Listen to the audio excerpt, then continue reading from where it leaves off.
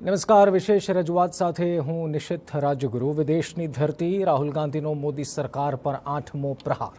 જી હા, ફરી એકવાર મોદી સરકાર પર હુમલો કરવા રાહુલ ગાંધીએ પસંદ કર્યો છે વિદેશી ધરતીનો મંચ.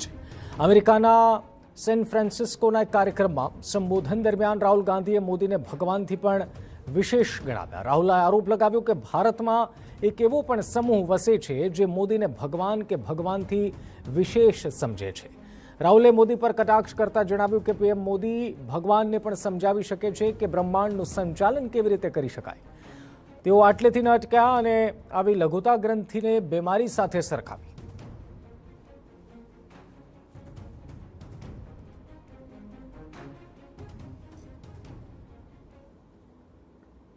Too big, too complicated for any one person to think that he understands everything and he knows everything. And so really that is the disease that Sam sort of outlined. That is the disease, that we have a group of people in India who are absolutely convinced that they know everything. In fact, I think they think maybe they know even more than God. They could sit down with God and have a conversation and explain to him, about what is going on. And of course, our Prime Minister is one such specimen.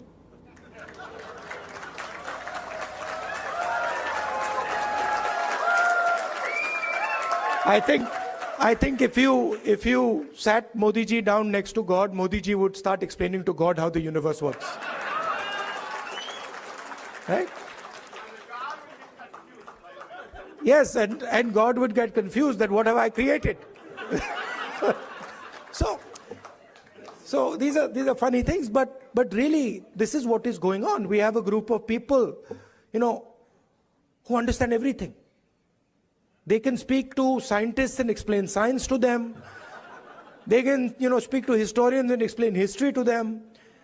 They can explain, warfare to the army, flying to the air force, whatever they want they can, and at the heart of it is mediocrity. તો કોંગ્રેસની ભારત જોડો યાત્રામાં પણ કેન્દ્રની મોદી સરકારે રોડા નાખ્યાનો આરોપ રાહુલ ગાંધીએ લગાવ્યો. રાહુલે દાવો કર્યો કે ભારત જોડો યાત્રાને નિષ્ફળ કરવા મોદી સરકારે પૂરી તાકાત લગાવી અને સુરક્ષા એજન્સીઓનો દુરુપયોગ કર્યો.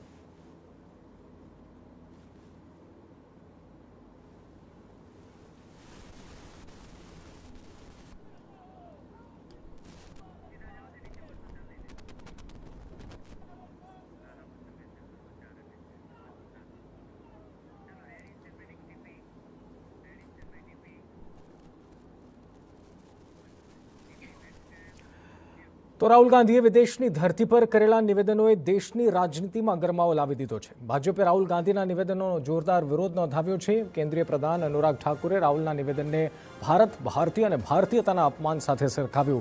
તેઓએ આરોપ લગાવ્યો કે રાહુલ ગાંધી પાસે હવે માત્ર દેશ પર કીચડ ઉછાળવાનું જ કામ બચ્યું છે. કોંગ્રેસને દેશની પ્રગતિ અને મોદીનો વિકાસ પસંદ નથી. બીજી તરફ કોંગ્રેસ રાહુલ ગાંધીના બચાવમાં ઉતરી. કોંગ્રેસ નેતા સંદીપ દીક્ષિતે ભાજપનો અરીસો બતાવતા પીએમ મોદીએ ભૂતકાળમાં દેશના કરેલા અપમાનને આગળ ધર્યું. કોંગ્રેસનો આરોપ છે કે ભાજપ જુઠ્ઠાણું ફેલાવીને ખોટી રાજનીતિ કરે છે.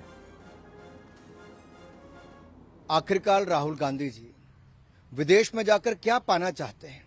इस प्रायोजित कार्यक्रम के अंतर्गत वो क्या प्राप्त करने गए हैं? क्या देश के ऊपर कीचड़ उछालना ही उनका एक काम रह गया है? अंतर देखिए, जब राहुल जी बाहर गए तब उन्होंने देश के ऊपर प्रश्न चिन्ह खड़े किए, देशवासियों के ऊपर प्रश्न चिन्ह खड़े किए.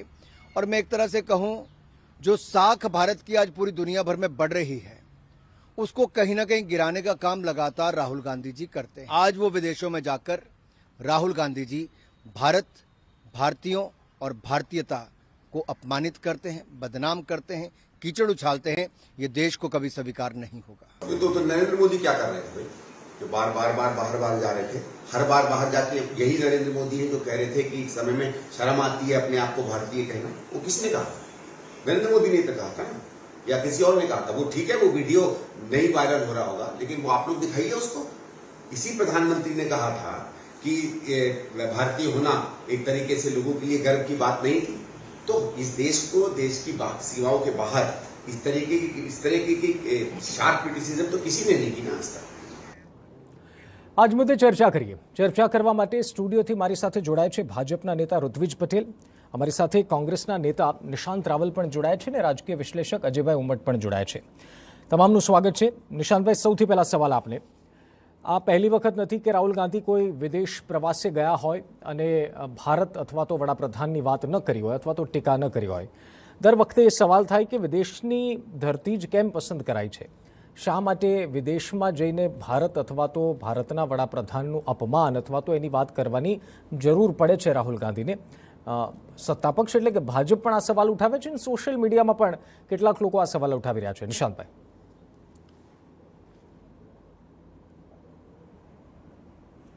નિશિતભાઈ, એકચ્યુઅલીમાં એવું છે કે રાહુલ ગાંધીજી જ્યારે વિદેશ પ્રવાસ કરે છે ત્યારે વિદેશમાં જઈને ભારતની શાન વિશે વાત કરે છે, ભારતીય અને ભારત દેશના મૂલ્યો વિશે ચર્ચા કરે છે, ભારત દેશની લોકશાહીના મૂલ્યો વિશે ચર્ચા કરે છે. પરંતુ ભારતીય જનતા પાર્ટીનું જે પેડ આઈટી સેલ છે એનું કામ 24 કલાક રાહુલજીની જે છબી બનેલી છે એને બદનામ કરવાનું કામ કરે છે. આજે તમે જુઓ કે ભારતીય જનતા પાર્ટી એ 3D ના મોડેલ ઉપર કામ કરે છે. સૌ પ્રથમ તો આવે છે ડિસ્ટોર્ટ, એટલે કે કોઈ પણ અન્ય પાર્ટીનું બગાડી નાખવું. પછી આવે છે ડિફેમ, એટલે કે કોઈને પણ ગમે તે કરીને બદનામ કરવું. અને પછી આવે છે ડાયવર્ટ, કે દેશમાં ચાલતા મુદ્દાઓને કેવી રીતે ભટકાવવા અને બીજી બાજુ વિરોધ પક્ષ ઉપર જઈને તીર મારવાનું ચાલુ કરવું. તમે જોવો એમ કે પ્રધાનમંત્રી મોદીજી 2015 साउथ कोरिया में जैसे એવું બોલ્યા था कि पिछले जन्म में क्या पाप किया था. हिंदुस्तान के लोग बोलते हैं कि हम हिंदुस्तान में पैदा क्यों हुए, ये तो कोई देश है, ये तो कोई सरकार है, ये तो कोई लोग है, चलो छोड़ो, चले जाते दूसरे देश. આ પ્રધાનમંત્રી મોદીજીનું સ્ટેટમેન્ટ હતું. તો શું એમને ભારત અને ભારતીયોને બદનામ કરવાનું કામ નતું કર્યું? પણ ભારતીય જનતા પાર્ટીના લોકો એક્સેપ્ટ નહીં કરે. આજ પ્રધાનમંત્રીજીએ જ્યારે ચાઇનાની વિઝિટ કરી હતી ત્યારે એવું બોલ્યા હતા 2015 વડાપ્રધાને કીધું દક્ષિણ કોરિયામાં. મેં પણ એ સુપ્રિયા શ્રીનેત કોંગ્રેસના નેતાનું ટ્વીટ વાંચ્યું છે. 9 બાઇટ્સ એમણે મૂકી છે, મને ખ્યાલ છે. મને ખાલી એમ કહો રાવલ સાહેબ કે વડાપ્રધાને આ કર્યું એટલા માટે રાહુલ ગાંધીને આ કરવું પડે છે અથવા તો કરવું જોઈએ? Logic number 1. અને બીજું લોજિક, આપ એમ કહો છો કે દેશની શાનની, દેશની લોકશાહીની તાકાતની વાત કરે છે, કરતા હશે રાહુલ ગાંધી, અને ભૂતકાળમાં પણ એવા ઇન્ટરવ્યૂઝ રાહુલ ગાંધીના જોયા છે જેમાં દેશની શાનની વાત કરી હોય. પરંતુ શું એ છુપાવવાનો પ્રયાસ આપ કરી રહ્યા છો કે જે બોલ્યા છે એ સામે ન આવે? કારણ કે અમારી પાસે બાઇટ્સ છે અને મને લાગે છે આપે પણ સાંભળી હશે.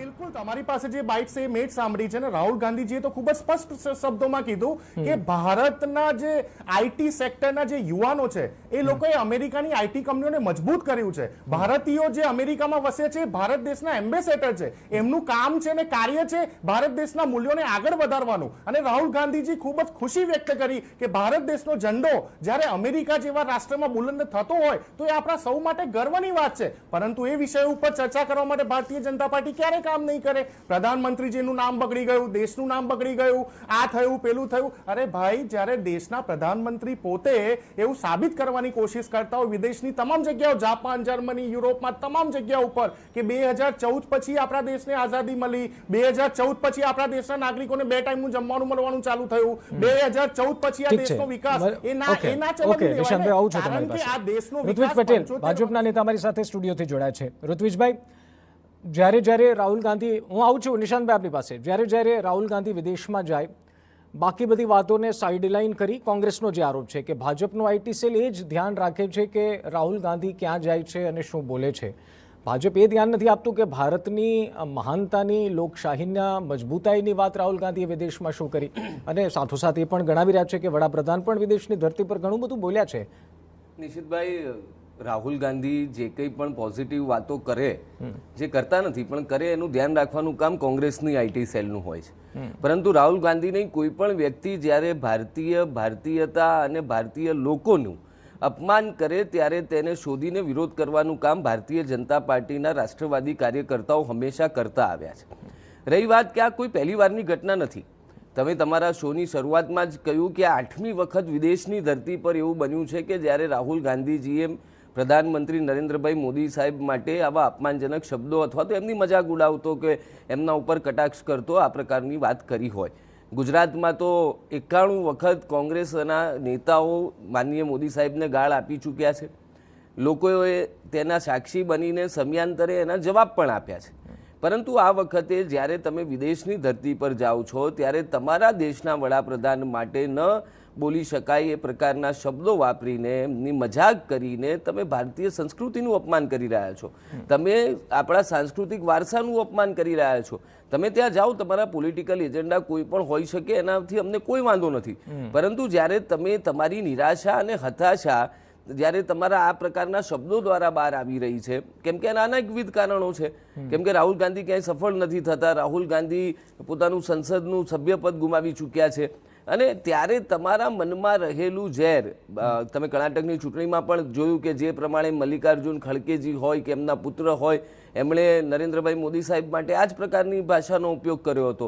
હવે જ્યારે તમારાથી એમનું નેતૃત્વ સ્વીકૃત નથી થતું, ત્યારે વિદેશની ધરતી પર જઈને ફરી એકવાર રાહુલ ગાંધી જ્યારે આ પ્રકારનું નિવેદન કરી રહ્યા છે, તો મને લાગે છે કે આ એમની બાલિશતા છે, આ એમની અપરિપક્વતા છે, અને દેશ અને દુનિયા બધા જ આ લોકો જોઈ રહ્યા છે, અને દેશવાસીઓ અપમાનનો બદલો જરૂર લે છે. ઓકે, અજય ઉમટ, રાજકીય વિશ્લેષક અમારી સાથે જોડાયા છે. અજયભાઈ, આમ તો 2017માં સપ્ટેમ્બર મહિનામાં જ્યારે રાહુલ ગાંધી ગયા અને નફરત અને હિંસાની રાજનીતિ દેશમાં થઈ રહી છે, મને લાગે છે કે વિદેશની ધરતી પર આ નિવેદનથી એક એવું નવી રાજનીતિ શરૂ થઈ કે વિદેશની ધરતી પર ભારત અને ભારતના વડાપ્રધાનની વાતો અથવા તો ટીકાઓ થવા લાગી.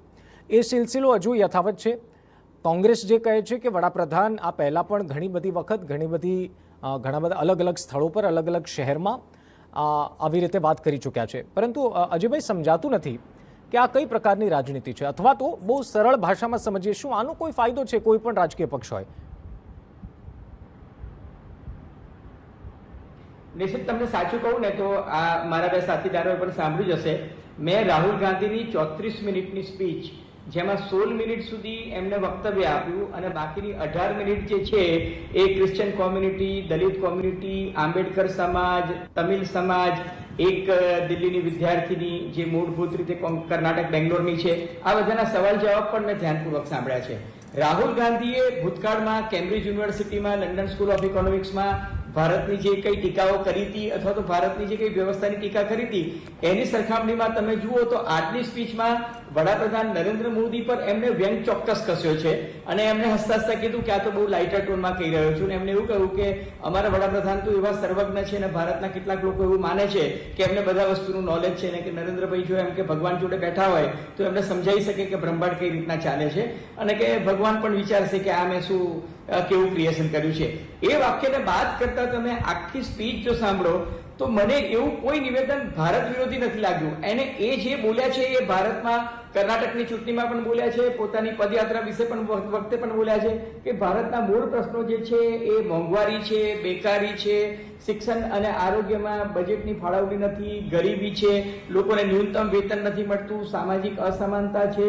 ભારતમાં એમ કે સેન્સસ જે છે એ જ્ઞાતિ આધારિત થવું જોઈએ, કોંગ્રેસની સરકારમાં કર્યું હતું, ભાજપ સરકાર એના ડેટા નથી આપતી.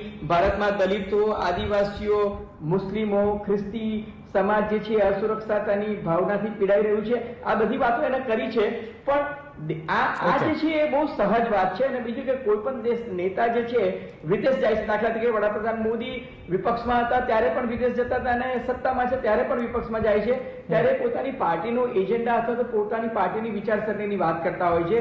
રાહુલ પણ એ દ્રષ્ટિએ એક પ્રકારનું લોબિંગ કરવા ચોક્કસ ગયા હશે, પણ એવું કોઈ ભારત વિરોધી નિવેદન નથી. અલબત્ત વડાપ્રધાન નરેન્દ્ર મોદીની ટીકા ચોક્કસ કરી છે, વ્યંગાત્મક રીતે કરી છે, જેનાથી એ દૂર રહી શક્યા હોત અથવા થોડું અનુચિત કહી શકાય. પણ એને બાદ કરતા એમને જે બાળકો પાસેથી શીખવાની વાત છે એ બધું કે એટલું બધું મને અનુચિત પણ નથી લાગતું કે જેટલી વાત થઈ રહી છે. અચ્છા, રાવલ સાહેબ, ઋત્વિજભાઈ જ કહી રહ્યા છે કે પોલિટિકલ એજન્ડા જે છે, અથવા તો કોઈ પણ પક્ષ વિદેશમાં જે પોતાનો પોલિટિકલ એજન્ડા સેટ કરે અથવા તો પોતાની વિચારધારા પ્રમાણે વાત કરે એનો વાંધો નથી, પરંતુ નિશાંતભાઈ, આપ માનો છો કે વડાપ્રધાન વિશે આવી રીતે વ્યંગાત્મક રીતે નિવેદન આપવું કે ભગવાનને પણ યુનિવર્સ કેમ ચાલે, એનું સંચાલન કેમ થાય એ શીખવાડી શકે વડાપ્રધાન, આપને લાગે છે યોગ્ય છે? રાહુલ ગાંધીએ બરોબર શબ્દોનો ઉપયોગ કર્યો છે વિદેશની ધરતી પર? નિશાંતભાઈ?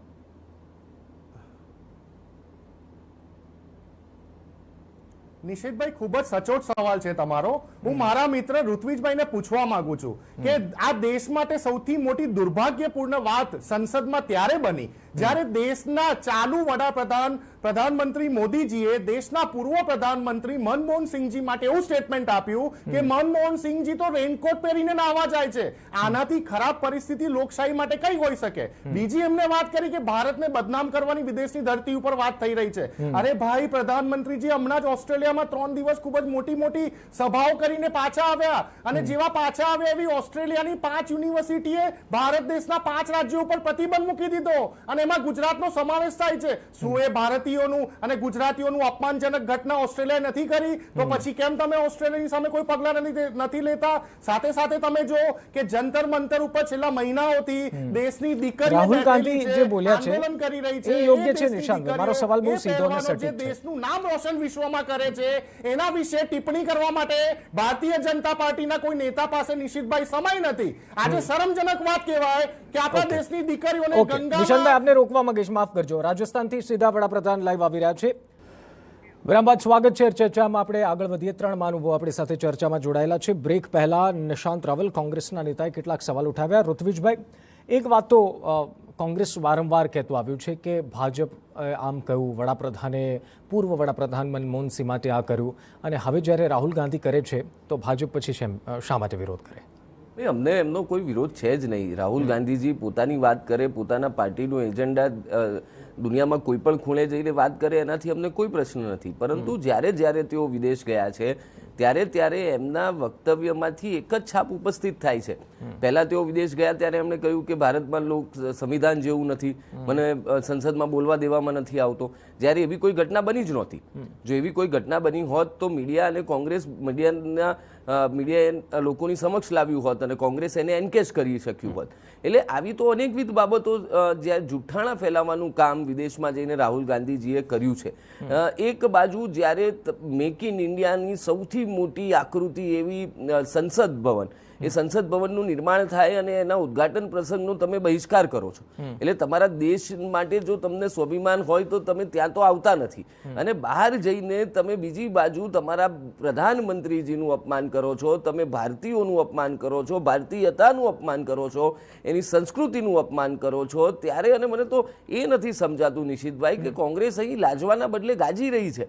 અને મને બિલકુલ વિશ્વાસ છે કે કોંગ્રેસના પ્રવક્તાઓ પણ આજે કફોડી સ્થિતિમાં મૂક્યા આવ્યા છે, કેમ કે આ રોજનો ક્રમ બની ગયો છે. જ્યારે રાહુલ ગાંધીજી વિદેશ જાય છે ત્યારે માત્ર ભારત, વડાપ્રધાન નરેન્દ્રભાઈ મોદી સાહેબ, ભારતીયો અને ભારતની સંસ્કૃતિ, ભારતની ફેડરલ સિસ્ટમ, ભારતની લોકશાહી, ભારતનું લોકતંત્ર, આ બધાને વિરુદ્ધ ઝેર રોકવા માટેનું કામ કર્યું છે. અને આ કોઈ પહેલી વાર બનેલી તો ઘટના નથી. તમે કહ્યું એ પ્રમાણે 8 વખત એમણે આ પ્રકારનું એમણે ચેષ્ટા કરી છે. એટલે આ પ્રકારનું અપમાન ક્યારેય સહન ન થઈ શકે. મેં અગાઉ પણ કહ્યું કે આ પ્રકારનું વર્તન એમની બાલિશતા બતાવે છે, એમની અપરિપક્વતા બતાવે છે, અને દેશ આને બરાબર જોઈ રહ્યો છે, અને સમય આવે અને ચોક્કસ જવાબ પણ દેશની પ્રજા આપશે. અજયભાઈ, વિદેશના ઘણા નેતાઓ છે જે ભારતની મુલાકાતે આવતા રહે છે, ભારતમાં આવે છે, ભારતના કાર્યક્રમોમાં મુખ્ય મહેમાન હોય છે.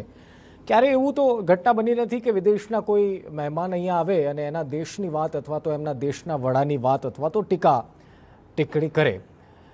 ભારતના નેતાઓ જ્યારે વિદેશના મંચ ઉપર જાય ત્યારે ભારતની વાત કરે, ભારતીયો સામે કરે છે, નો ડાઉટ. પરંતુ આપને લાગે છે કે આ એક અલગ રાજનીતિની છાપ છોડે છે, નેગેટિવ પોલિટિક્સની એક છાપ છોડે છે વિદેશની ધરતી પર, આપ માનો છો? જો વિદેશનો કોઈ નેતા આવીને ભારતમાં કંઈ કહે તો ભારત એટલું મજબૂત નથી કે એની વિદેશ નીતિ પર ભારતના નેતાઓ કે ભારતના વડાપ્રધાન કે ભારતના રાજકારણથી કોઈ અસર થવાની છે. પરંતુ તમે બ્રિટનમાં જઈને બોલો કે તમે અમેરિકામાં જઈને બોલો તો અમેરિકા એ વિશ્વનું એટલું મોટું તાકાતવર રાષ્ટ્ર છે કે ભારતની વિદેશ નીતિ પર અસર કરી શકે છે. એ ભારતના વડાપ્રધાન પર પણ પોતાની વગ વાપરવાની કોશિશ કરે છે, જે ભૂતકાળમાં આપણે જોયું છે. એટલે કોઈ પણ વિદેશી ભૂમિ પર જઈને જ્યારે ભાજપનો કે ભારતનો વિપક્ષી નેતા કંઈક બોલતો હોય તો એ ત્યાંની નીતિને પ્રભાવિત કરવા માટે બોલતો હોય છે. આ મારો બહુ સ્પષ્ટ અભિપ્રાય છે. અને એટલા જ માટે તમે જુઓ કે દાખલા તરીકે ત્યાં જઈને હેટ સ્પીચની વાત કરવી અથવા તો બંધારણ જે છે એના પર કુઠારાઘાત થઈ રહ્યો છે, ભારતમાં લોકશાહીના મૂલ્યો નથી, હેટ સ્પીચ છે, આ બધી વાત જે છે, કારણ કે અમેરિકા જે છે એ લોકશાહીના મૂલ્યોને સંવર્ધિત કરવાની વાત કરતું એક રાષ્ટ્ર છે. ત્યાં જઈને તમે કહો કે દલિતો પર ભારતમાં અત્યાચાર થાય છે, મુસ્લિમો પર અત્યાચાર થાય છે, લઘુમતી જે છે એ અસુરક્ષિતતાનો માહોલ કરે છે, તો સ્વાભાવિક છે કે ત્યાંની સેનેટ, ત્યાંની કોંગ્રેસ છે અથવા તો ત્યાંની પાર્લામેન્ટ જે છે અથવા ત્યાંના રાષ્ટ્રપતિ જે છે એ ચોક્કસ એની ગંભીર નોંધ લે છે. અને ત્યાંની જે થિંક ટેન્ક છે એ ભારતના જે નીતિ વિષયક નિર્ણયો લેનારા છે એને પ્રભાવિત કરવાની કોશિશ કરે છે. એ વસ્તુ તમને બ્રિટનમાં જોવાની મળશે. પરંતુ રાહુલ ગાંધી આ વાત જે છે એ રશિયા અને ચીનમાં જઈને નહીં બોલી શકે, કારણ કે રશિયા અને ચીન તો પોતે જ સર્વોચ્ચાર રાષ્ટ્રો છે. એટલે ગ્રાહક જોઈને પડીતું બાંધવાની વૃત્તિ ઘણા બધા રાજકીય પક્ષો કરતા હોય છે. એમાં હું અજુગતું નથી જોતો. અને લોબિંગ જે અત્યારનું જે લેટેસ્ટ શસ્ત્ર છે એ લોબિંગ કરવા માટે તમે કાં તો અમેરિકા જાઓ કાં તમે લંડન જાઓ અને ત્યાં જ તમે તમારો પ્રભાવ છોડી શકતા હોવ છો. અને ત્યાં જે છે ત્યાંના થિંકર્સ જે છે એનો ઇમ્પેક્ટ આખા વિશ્વમાં આવતો હોય છે. કારણ કે રાહુલ ગાંધી જે વાત ભારતમાં નથી કરી શકતા અથવા નથી કહી શકતા એ વિદેશની ભૂમિ પર જઈને કહી શકે છે. ઓકે નિશાંતભાઈ, આમ તો તમે મારા સવાલનો જવાબ ના આપ્યો. આપે પૂર્વ વડાપ્રધાન મનમોહન સિંહની વાત કરી. મારો તો બહુ સ્પષ્ટ સવાલ હતો. રાહુલ ગાંધી જે વડાપ્રધાન વિશે બોલ્યા, શું આપને લાગે છે યોગ્ય છે? જોડે એક બીજો સવાલ એડ કરી દો જે ઋત્વિજભાઈ ઉઠાવ્યો કે કોંગ્રેસના પ્રવક્તા પણ કફોડી સ્થિતિમાં છે કે કેવી રીતે ડિફેન્ડ કરવું. સાચી વાત છે? ઋત્વિજભાઈ એવું કહે છે.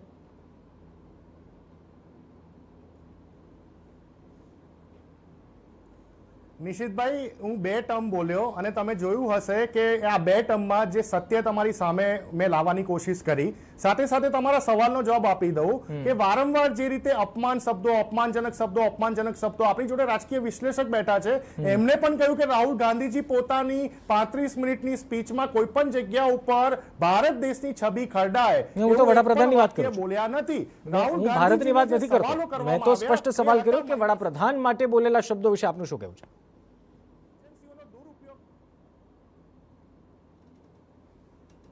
હું બિલકુલ કહું છું કે વડાપ્રધાન માટે અપમાનજનક જે શબ્દો ઉચ્ચારવામાં આવી રહ્યા છે, કયા અપમાનજનક શબ્દો ભાઈ? એ તો બતાવી દો કયા અપમાનજનક શબ્દો.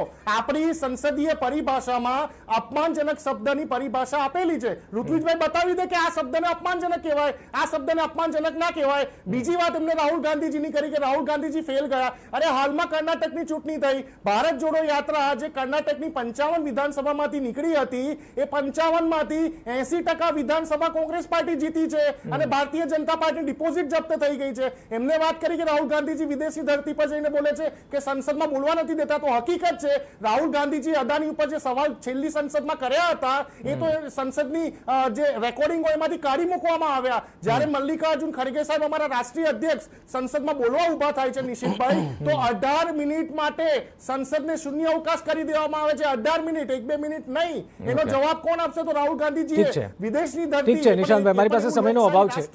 ઓકે, માફ કરજો, મારે રોકવા પડે છે આપને. સમયનો અભાવ છે.